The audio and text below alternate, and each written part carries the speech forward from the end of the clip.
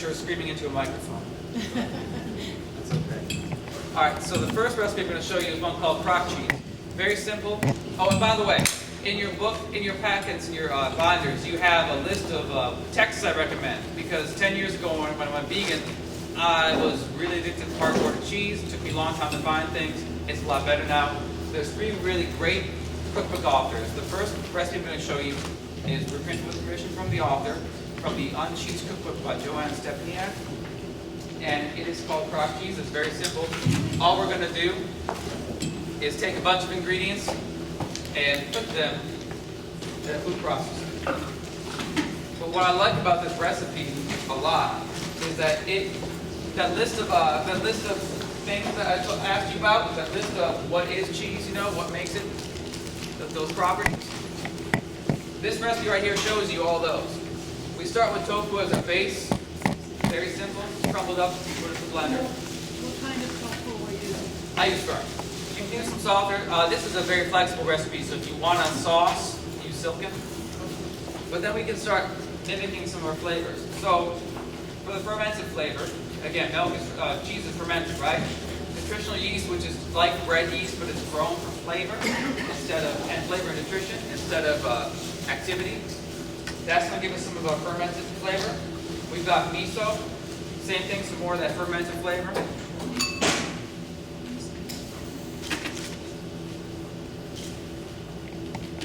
If I move too quick, by the way, there will be time to ask questions. There might be time to ask questions at the end. And then we have a bunch of spices that's going to match. Two more things. For some more creaminess, we're going to add something called tahini. Who's heard of tahini? Good. Yeah, tahini. Again, if I quote amounts, you have it all in your books, so you don't have to worry about having to write it down or make notes or anything. For acidity, we're going to add lemon juice. Very easy. I recommend fresh lemon juice, or get the bottled Santa Cruz stuff. The concentrated stuff in the little green plastic thing tastes bitter and it's not great. I will. Please keep your spoons for the next round, by the way. So, hang on. We have spices. Then the rest of them I'm going to round out with some spices. Some garlic. I'm adding some smoked paprika because this is a smoky flavor. Mustard. Salt. A bit of salt. Although bear in mind the miso does add its own salt. And finally onion powder. And that is all she wrote.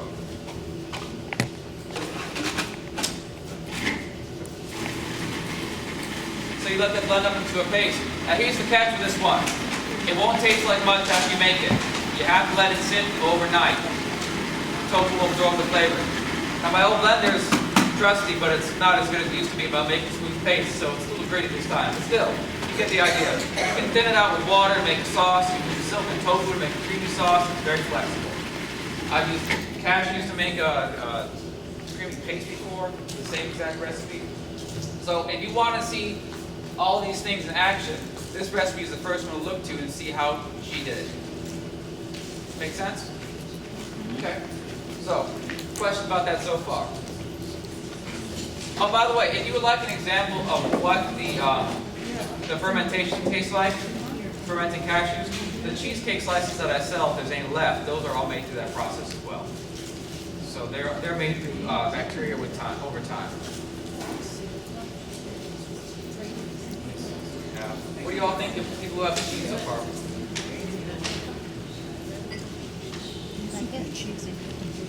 I'm glad you like it. Alright, so this right here? This one's called the smoky crock cheese. Right? This is the one you just sampled. It's called the smoky crock cheese, yes. Again, I use it for crackers, sandwiches, you name it. Oh, one other thing. And this will help you an awful lot in your quest for cheese. It takes a lot of effort to make a cheese that does all the things that dairy cheese does normally. To find one that's solid at room temperature, melts and stretches and makes into a sauce and does all these things. The easiest thing for you to do, and I'm going to show you next with this Alfredo sauce, the easiest thing for you to do is to identify what you want to make and that if you want a cheesy sauce, there's no need to make it into a block first, is there? No. If you want snacking cheese, you don't have to make it melt. You just want something you can slice, right? Right.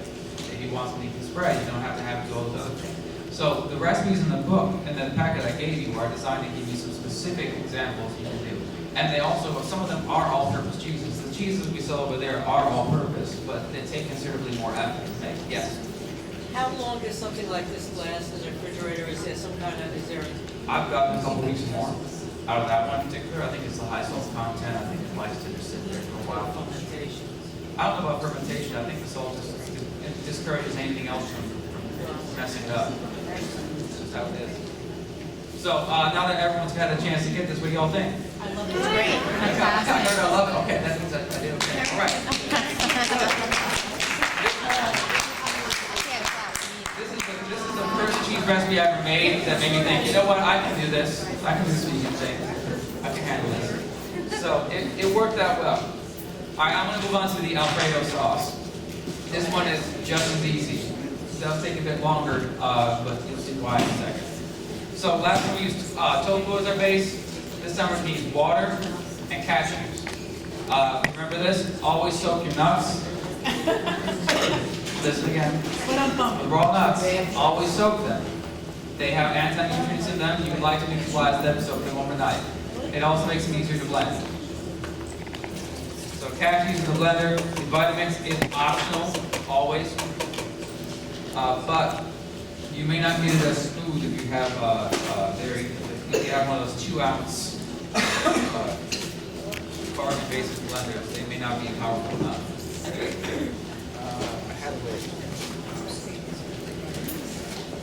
So I'm going to add, I added cashews to the water, nutritional yeast. Again, this is the creamy Alfredo sauce that you have in your packet.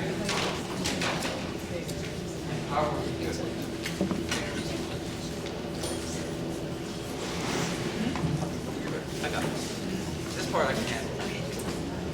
Keep doing that thing that you did.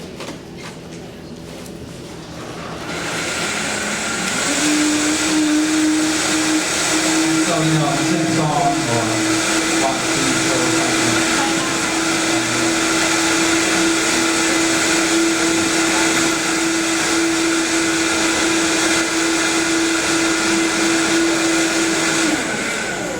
Helpful hints to make the sauce as creamy as possible.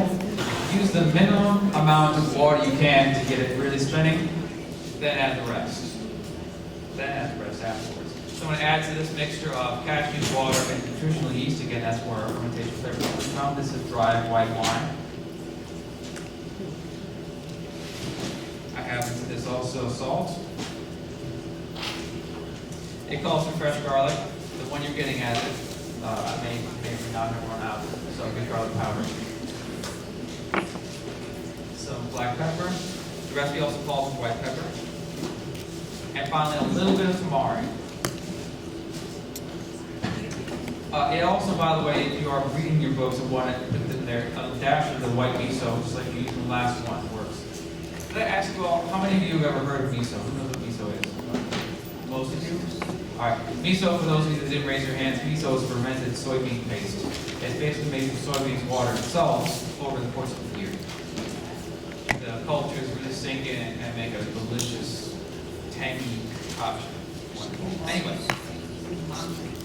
I'll blend this in a moment.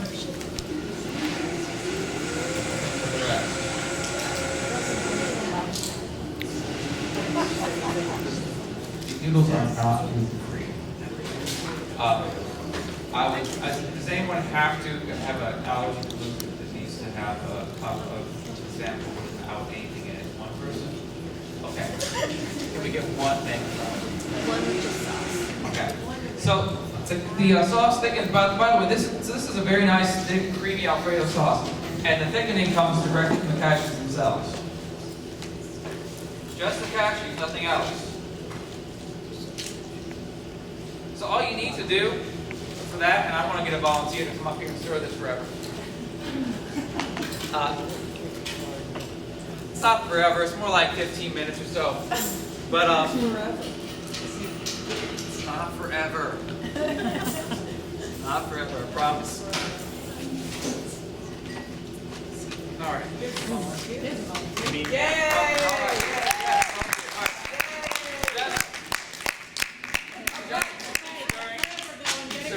Yeah, constantly constantly scrape the bottom.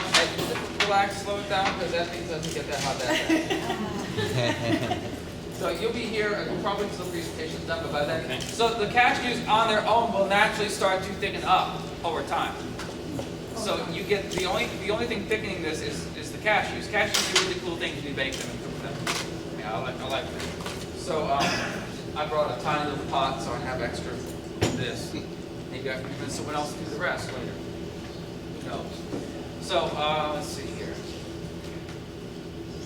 You'll need a couple more minutes still. Yeah. Okay.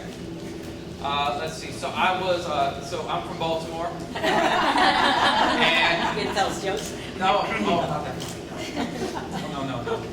I'm from Baltimore. I have a dessert company. I make vegan cheesecakes, and I'm expanding the line of vegan cheeses. I basically mostly cashews and probiotics that are described there. But I'm also part of a collective called Pet Foods, and we are a group of vegan business owners who are making a dedicated vegan kitchen in Baltimore. We also are making our own vegan cheeses, which you saw over there, our own seitan staples that help people become vegan. And our goal is to make them available everywhere in Baltimore, everywhere, because not everyone has access to vegan food.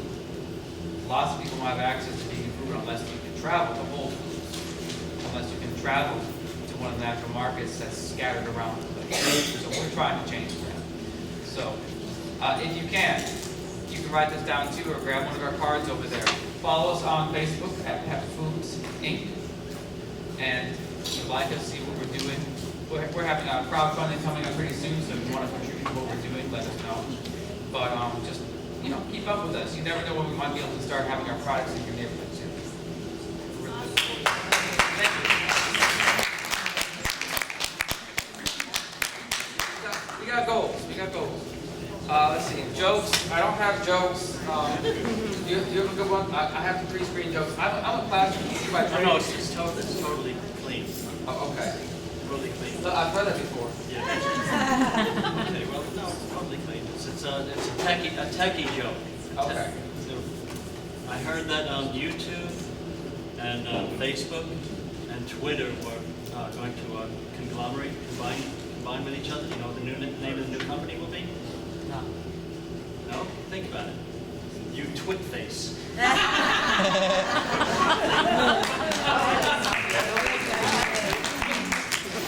Start that those jokes. Is Baltimore progressive like this, or are you trying to make it? It's a mix, like everywhere else. It's a mix of different mindsets, just like everywhere else. We're making inroads everywhere. I mean, people are listening to our vegan message, more and more people. It's just a matter of continuing to make it available. And to make yourself available to people too, because we really understand the need of people that have their own grievances, that they have their own causes that they need to be heard as well. So our group ends up being involved in an awful lot of social justice and everything else going on, because who wants to care about what you're trying to preach about if you don't care about what they're going through every day, right? It's a real thing involved, right? It's a real thing everywhere. And so part of that closed-mindedness comes from people having their own agendas and not even giving a hoot about what their other people are. So, anyway. First one. Oh, I was a classroom teacher for 10 years. So, if I give you the side eye at any point, know that it is not on purpose. But it might happen. Sorry. But yeah, I taught music in K-8 for 10 years, while also doing some vegan help in the community. But actually, would you like another helper? Would that be? We're almost done. You almost got it? Okay. Yeah. All right. Let me go over a couple more things while we'll talk and answer some questions. Tamari, who knows what tamari is? Raise your hands. Tamari, this is like soy sauce. For those of you that raise your hands, it's like soy sauce, but thicker and stronger, a little deeper flavor, darker flavor. Love it. Love it. This is a reduced sodium tamari. You can get them gluten-free as well. Yes. Oh, you're I was just gonna say tamari is gluten-free. I've seen one with wheat. Really? Yes. I I've seen one with wheat. thought that was the difference mainly. Now, I don't know, unless you're celiac, I don't know if it really bother you anyway, because it's not the same process that most of the food that bothers people. It's, again, it's just like the miso, the tamari, the product of miso. You boil the soybeans, you add salt and pulp, it's like you said. Basically, wheat in that mix, that's all. So, any questions so far? I'm gonna go on to the next one while this is going. So the next one is a very easy one to do. It's a tofu ricotta. Very simple. How many of you have worked with tofu before? Okay. How many of you earlier in your life has decided you hated tofu? Okay. How many of you decided you hated tofu because someone else cooked it? And cooked it badly? If tofu does not taste good, it is no fault for the cooks not to insult you. But, you know, tofu is awesome so long as you season it properly. So I'm just going to use some firm tofu here. Has no flavor, but it's going to make the texture I want very easily. It'll take on the flavors I give it. Just going to crumble it up in the bowl. Add a little bit of milk. I poured way too much, but pour a little bit. What's that? Soy. Oh, one thing about soy milk, by the way, the 4 recipes I'm making for you all today is very soy heavy.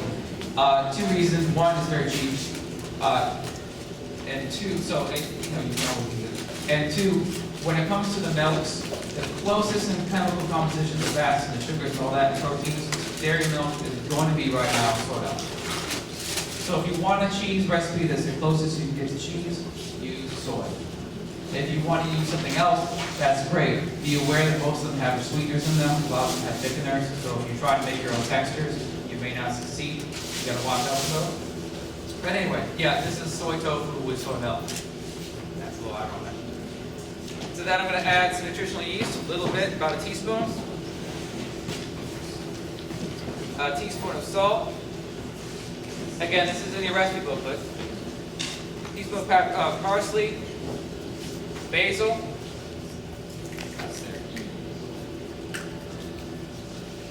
oregano, and finally,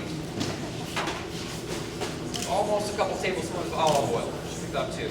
Your richness and creaminess is going to come from one thing: fats. Say it again. Fats is going to make your food taste rich and creamy. If you want to go by without it, there are ways to try. There's some good blogs about that. Oh, and this recipe, by the way, comes from another book, which I highly recommend, called The Non-Dairy Evolution. That one is on the bottom of that list again. The Non-Dairy Evolution by Chef Scott Michael Conroy, who again graciously agreed to allow us to reprint his recipe. All I'm doing right here, I want to mash some of the pork. You can also use a food processor, which is what I did with the one you're about to eat in a couple of minutes.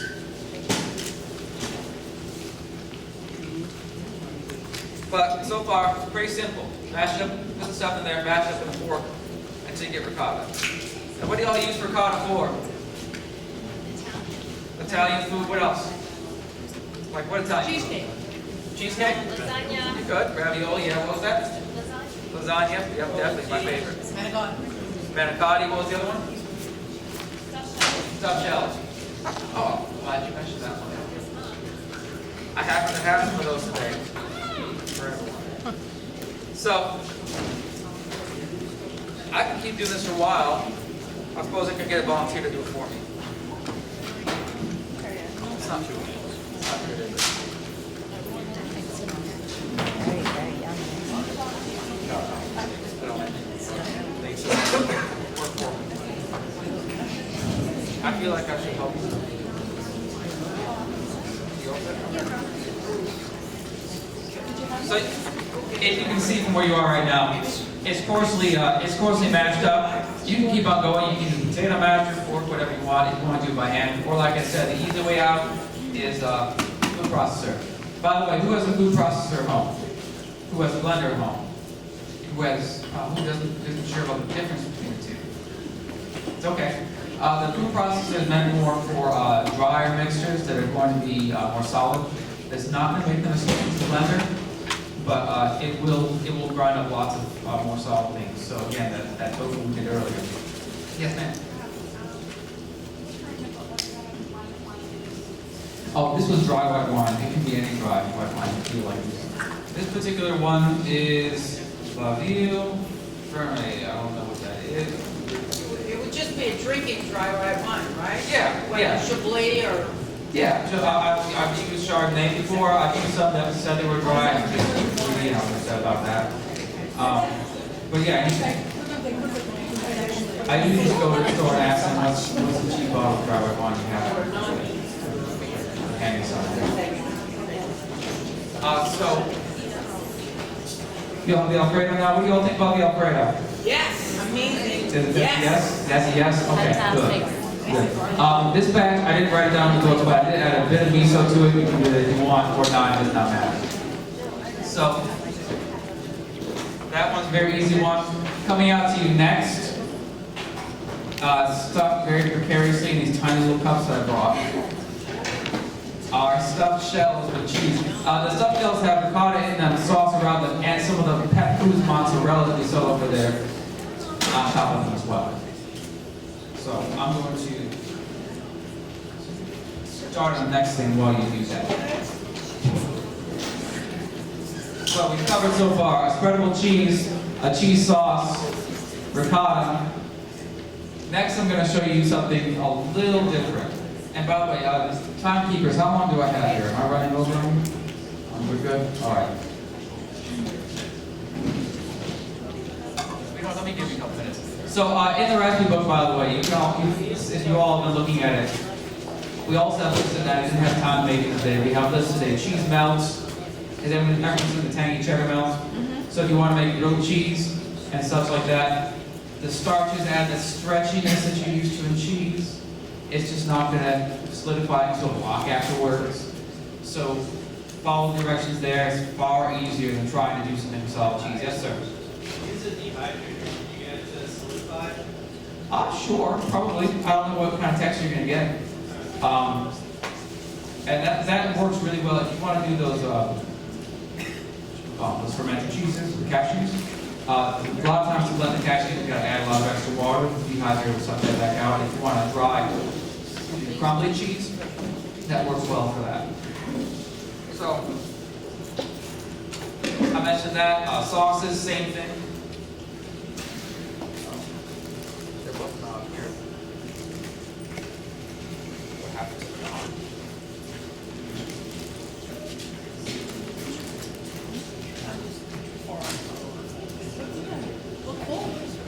Okay. So the last thing on your agenda today. Yeah, well, yes?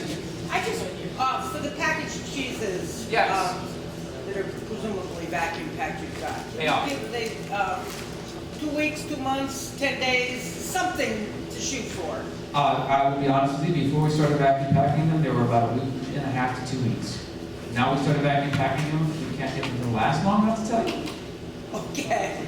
I mean, I just happen to have some other things in my refrigerator, but I I mean, understand. yeah. So Yeah. if they got good 2 weeks on them, Yeah. thank you. You can freeze them, they will get a little they get a little spongier, but they still will They melt do and do all the freeze. stuff. Yeah, they will freeze, they'll be a little spongy when they come out, but they'll still melt and do all the stuff you want them to do. Thank you. You're welcome. So, the last special treat I have for you here. Now, this recipe that I'm going to tell you about right now is not in this book. I'm going to ask the VLP organizers to email you a link. This also comes from the gentle chef, Scott, Michael Conroy, on his website. So I'm going to have him email you a link to get to it. But this is a recipe for vegan eggless eggs, made with tofu. Now, there's a couple secret ingredients. I'm going to yell more now. First of all, with the tofu, I'm quoting some of his work here, so you can all go home and do it too. And it'll be on his site. But slice it real thin, because that will feel a little more like what you're used to, that, from the animal version. But what we're going to do is take this magic sauce, magic powder blend, which is really just 5 spices. I'll tell you them and I'll send you the link to the recipe. The 5 spices are onion powder. We have a bit of turmeric in there, turmeric. There's some salt, there's something called calanamic or black salt. Who's heard of that before? Anyone? I bet you're the vegans, aren't you? Calinamic or black salt, as it's also known, not to be confused with the black Hawaiian salt that's made with coconut husk charcoal, not the same stuff. Black salt is a high sulfur content salt. You can find it in Indian markets, Asian markets, any place you find Indian food that's used for that. The reason for the sulfur, what do eggs smell like when they go bad? Sulfur. You don't taste it, do you, though? No. And you don't taste it in here either. But it adds something that you've been missing to the tofu to make your egg flavor. So the calinamic, the black salt, turmeric, onion powder, nutritional yeast. I'm missing one. One. What is it? Yeah, it starts to thicken. Oh yeah, you can that's the idea. That's a good idea too. So can you report to everyone else? Are the cashews magically thickening on their own? Oh, very thick. Yeah. You can the longer you heat it, the thicker they get for the Alfredo. Anyway, I'll remember the last spice. This is a packet of calinamic that everyone sees from where they are. It's kind of pinkish. I wouldn't call it black. So, but if you taste it or smell it, just sulfur like kicks you in the face. Yes. Every single one of the Indian grocery stores in Hicksville has this, and it's really cheap.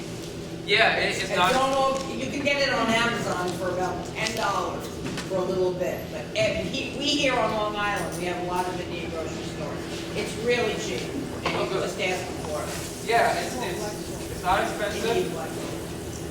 Oh, by the way, comfort food is not always healthy. I mean, don't get me wrong. Is there any cholesterol in this? No. No. Are there any hormones in this? No, No. what fat is Did that? anything have to die? No. Yeah.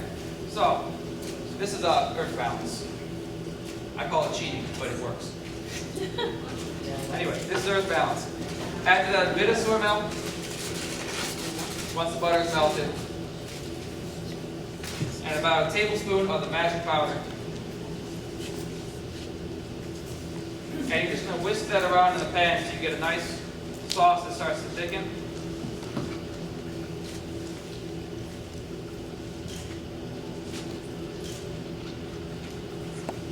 And I wish I could show this to you, but I probably can't. It smells good. What does it smell like? I'm not used to it. It's kind of exotic. Oh, geez, a couple brought next to me. Yeah, it's getting. Yeah. It smells good at first. Once you get the tofu, you won't notice that. Have we gotten, are we almost ready for the shells? Almost. Oh, that is a beautiful looking tray. Really, that's awesome. All right. So it'll start to thicken a bit into a nice smooth sauce. Then you're going to add basically the equivalent of your egg whites, the tofu,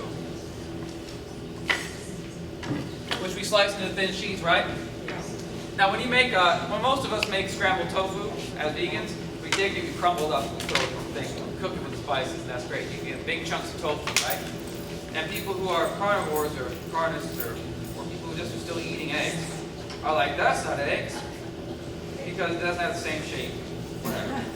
So, eggs, when chicken eggs are cooked, they form curds as you go. So these, when we slice them thin like this, we just keep folding over and over and over again. They'll break up on their own. And the way they break up resembles more of the curds that you're used to. I wouldn't really care about this if it were my house, but you know. I'm making it for my parents, who still feel like it's the worst thing in the world to go an entire meal without eating some kind of body. Word to God. Wait, are you taking this? Cut that out. Mean it. Fine. That's the edit right there. So yeah, we're just going to keep flipping this and turning this while we talk about more things that matter in your lives. So how many of you came to this meeting because a friend coerced you? How many of you came because you found out about what's happening to animals and you want to do something different? Who came for their health? Yep. That's how I originally came to the veganism as well. I started giving know, crap about other things after a while. And never really been the same after that. Excuse me, sir, does it matter if you use light varieties of things? Because I'm also trying to watch my weight. And I've noticed that a lot of tofu is very high in fat, and so is some of the soy milks, so are some of the soy milks. They are. So, okay. I'm gonna give you a basic guideline. When you see the word light on a product, it means one of two things. They replace the fat with some kind of cream analog with the starches and the silken tofu, stuff like that. Or sugar, yeah. Or you can replace that word. You can replace the word light in your head with chemical crap store, because usually they replace it with a bunch of chemicals. You can use lighter amounts. It's just that you won't have the same exact results. There's no reason you can't. I'm just saying about the light products because when you look at the list of ingredients on the light stuff compared to the stuff that's not, it's humongous. Humongous. But if you're gonna use if you're gonna use the light stuff, just watch out for the thickeners because they'll mess with what you're trying to do. The thickeners that they add to it, like carrageenan and stuff, because they will tamper the end result in sugars. So, we're starting to get a little more, if you can all see here, we're starting to get a little more egg-like, right? A little more egg-like. Oh, yeah. Yes, this is the last one coming out. So first, you all get the shells and cheese. This is coming last. So what's that?